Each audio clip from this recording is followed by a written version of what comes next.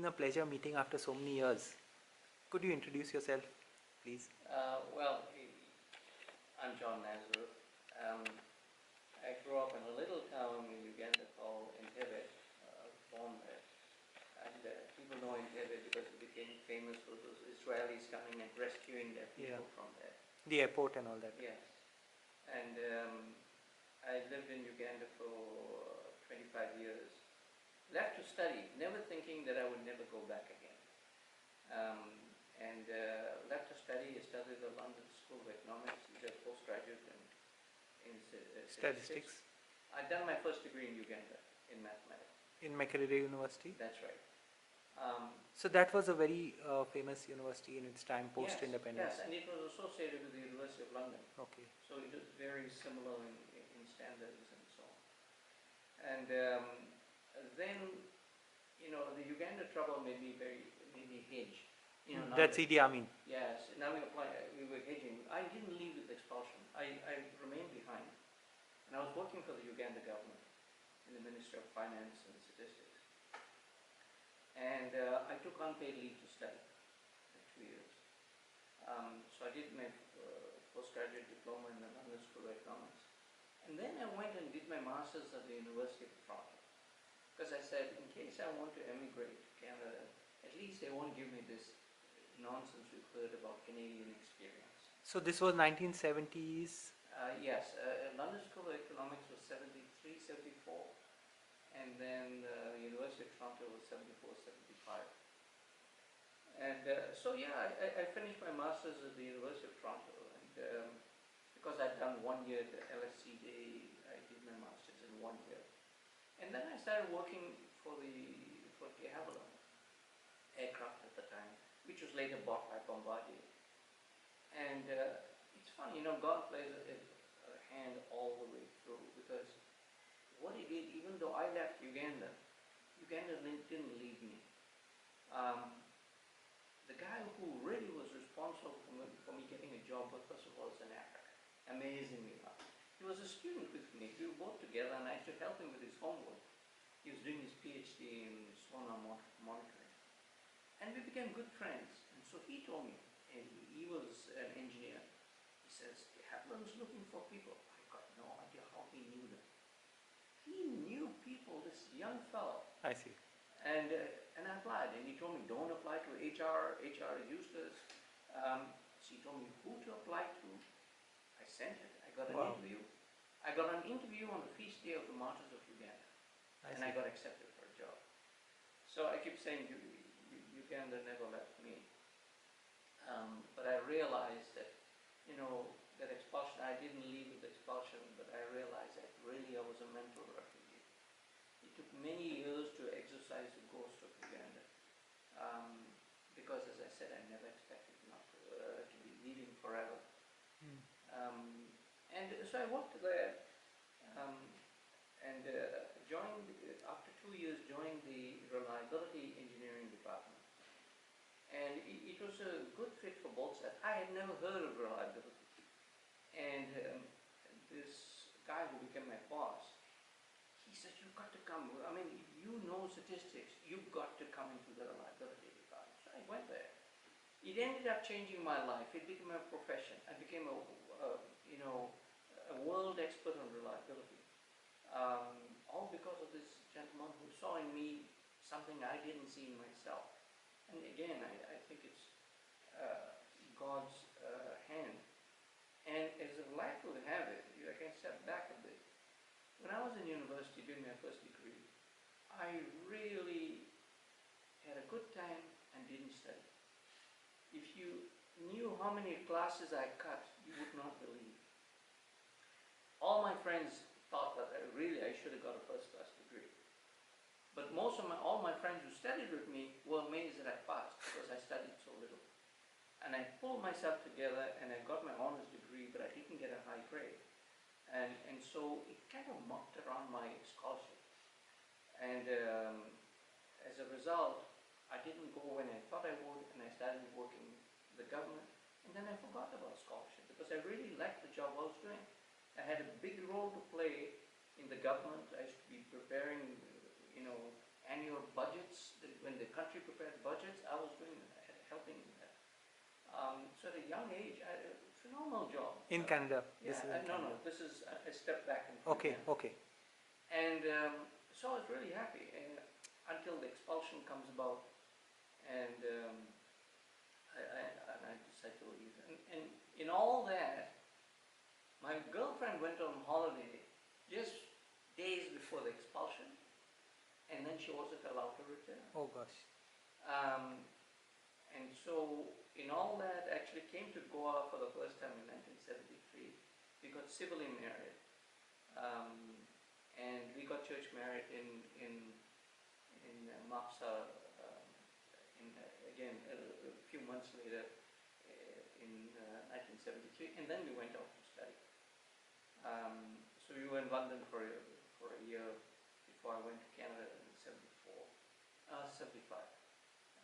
So now we're studying, and all this business about bumming around instead of studying in Makerere comes back to help me.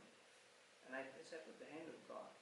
See, I would have been, for sure, I'd have been a math professor somewhere. And on reflection, there are so many math professors. The impact I would make, I would think, would be pretty minuscule. But there are not a lot of mathematicians come statisticians in the aircraft industry. So I was able to have a huge impact all through my life. I had some of my biggest innovations towards the end of my career. For example, I created a method of optimizing when you should do maintenance on an airplane. I see. And this has become certainly a standard in Canada.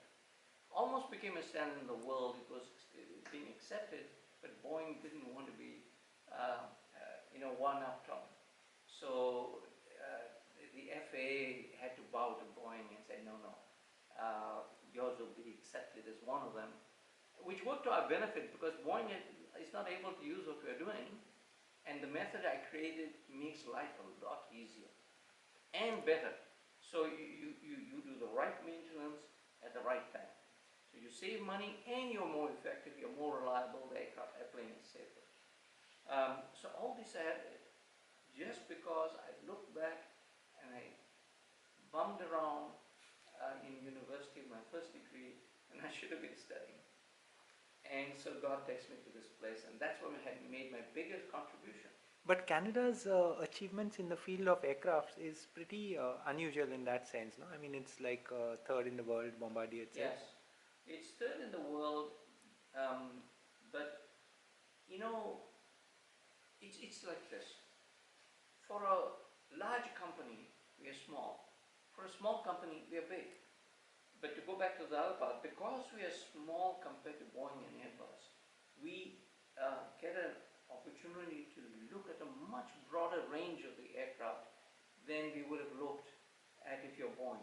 If you're Boeing, for example, you will probably spend your whole career, if you're an engineer, design engineer, looking at transducers, for example. That's all. You'll go this narrow and that deep. Now, for a person that's not interested, we got an opportunity to look at the whole airplane, and being in customer services and engineering division of customer service, we also had a huge interface with the customer. So we got to learn to feel the customer's pain, and we prided ourselves on that, being able to feel their pain, and so the customers could ask us things, and we created a system of analysis that they had for free, which nobody else has. But I'm still puzzled, John, how do countries like Canada or Brazil, which has its own helicopters kind of things, how do they achieve so much in such a specialized high-tech field? That's a good question, actually. Sometimes it's your history. What happened? And I've got to hand it to Brazil too. And I'll tell you, Boeing and Airbus really are very tough with us. They're not about playing dirty with us. For example, Airbus, when we were coming up with our C series, in the early days, it was hard to sell this new airplane, bigger than our usual airplanes, Airbus was selling their A330s, not 330s, the A320s and so on, at a loss to make see. sure we didn't get contracts. I don't know how they could stand it for so long, but there's a lot of government involvement there.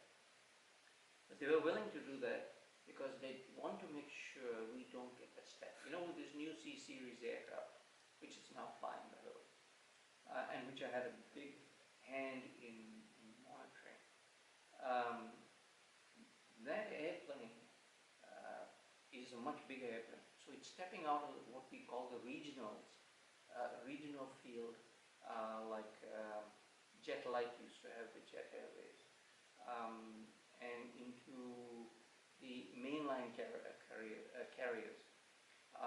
Now, our regional carriers, for example, fly with SpiceJet, turboprops, and we have small jets as well. But this C-series can be up to 150 seaters, so that's moving out, and that's why it got a lot of people involved with us and wanting to really take shots at us. But it means we had to really step up. So how in heaven's name could we compete? It's a good question. The fact is that we do not have the resources and so on as Airbus and all have. But what we do have, in my opinion, our biggest advantage is our customer support. Because when you're small, you try harder to steal a line from Avis. We were very good at dealing with our customers and offering them statistics and to help them analyze things. We do a lot of things for free. And the smaller airlines, even in the mainliners, have come to understand that they'll get our attention much more easily than they'll get it from Boeing and Airbus. If you don't buy 100 airplanes from Boeing or Airbus, they're not going to spend much time with you. But with us, with Bombardier, I shouldn't say us, I'm not there anymore. But with Bombardier, you would. So it created something. And the fact that I happened to be there to help create the system, I think gave Bombardier this advantage. This guy who, when he took me on, he essentially gave me a free rein and he told me, here's the material you've got to read, here's some Boeing books, go out and invent. Essentially, those are not the words he used. But essentially he gave me about a year or two just invent new system while a new airplane was coming up with that. And we never had that kind of time again. But so a lot of the things that I invented right then, I don't just create the system. I did a lot of software development. I used to program a lot. I see. In different languages. So from very early on. Yeah, right from the beginning. I see. Starting with Fortran. I see. It's to do programming with Fortran. Then we moved to other application software, not system software, like Access, the Microsoft Access. So I did a lot of programming, which in a sense hurt me sometimes. I was both technically inclined and management inclined. And so it became very hard to manage a department while they were also depending on me to do the software. So later on, as I was getting closer to retirement, I dropped the management side and I said, let me concentrate on the technical side. Because the management side, other people would do. The technical side, they had great difficulty getting people. So yeah, it was a lot of fun, and I think that's what gave Bombardier a big advantage. And I think, certainly in my case, the one thing I'm good at is motivating people, because I can present all those statistics in a way that can actually pull it together. And to come now to the business about the Goan statistics. No, we'll leave that for a little bit later. One or two questions before this. Okay, but I was going to relate it to one of the things we learned on the aircraft business. I see. No, but you go on. Yeah. John, what I was thinking is this the first generation of Goans who have reached, technologically very high positions as compared to the earlier generations who, while they were doctors and maybe engineers and things like that, may not have been, so accomplished? We had more people accomplishing things than even we realize. And one of the things I used to do is I used to write articles about this.